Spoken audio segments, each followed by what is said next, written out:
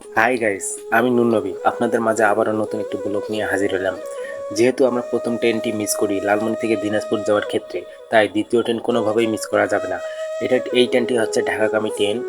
যেহেতু ঢাকাগামী ট্রেন, তাই আমরা ভাবছিলাম যে এটা হয়তো রংপুরে বা কাউনিয়া ওইদিকে থামবে, কিন্তু এটা ওইদিকে যাবে না। এটা সোজাই চলে যাবে ঢাকা। তো এখন আমাদের কাউনিয়া স্টেশনে নামে দেবে। তাই আমরা যেহেতু টিকিট কাটি নাই, আমরা বগি খোঁজা শুরু করি যে কোথায় ফ্রি ফাঁকা আছে আর কি। যেগুলো টিকিটের যাত্রী ওগুলো আগে তুলে দিয়েছি, কারণ ওরা টিকিট কাটছে কষ্ট করে, অনেক দূর জার্নি করে যাবে। তাই আমাদের ওদের মানে কষ্টে না ফেলে আমরা নিজেরাই কষ্ট করে এইটুক পথ যাই।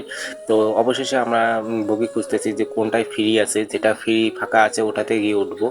তো দুইজন ঢুকেছে উপরে, দেখতে পাচ্ছেন যে ফ্রি আছে কি না। দেখলেও যে ওখানে মানে জনগণ দিয়ে ভর্তি আর কি। তো পরবর্তী আমরা যাচ্ছি নেক্সট যে বগিটা আছে, নেক্সট বগিটা খুঁজতে যাচ্ছি যে এখানে ফ্রি আছে কি না। যেহেতু অনেক যাত্রী, ঈদের সিজন, তো তাই একটু মানুষের চাপ বেশি ঢাকা যাওয়ার, যেহেতু অফিস খুলছে। আর এই যে এই বগিটা তো যাচ্ছি, যে এই বগিটা তো প্রচুর মানুষ, তো তাই ওখান থেকেও বের হয়ে আমরা আসছি। ওখান থেকে বের হয়ে আসি, আমরা যাবো সামনে, একবারে সামনে সামনে দেখি লোক কি আছে কি না।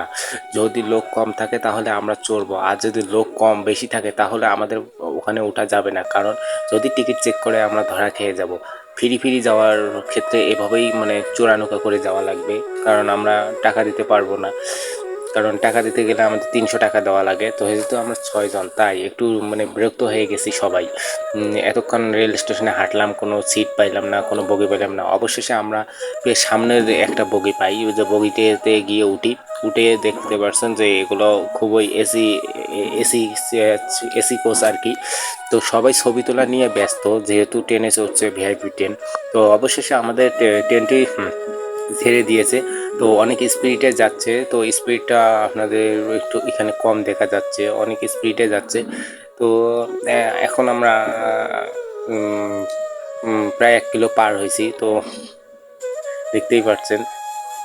তো উপভোগ করুন আমার এই ব্লগ। যদি আমার ব্লগ ভালো লাগে তো আমাকে একটু সাপোর্ট করবেন, কারণ আপনাদের একটু সাপোর্ট পেলে আমি পরবর্তীতে ভালো ভালো ভিডিও দিতে পারবো। যে আপনাদের সাপোর্ট পেলে আমি উৎসাহ পাবো ভিডিও বানাতে। তো ধন্যবাদ, সবাই ভালো থাকবেন, সুস্থ থাকবেন, সকলের জন্য দোয়া ও ভালোবাসা।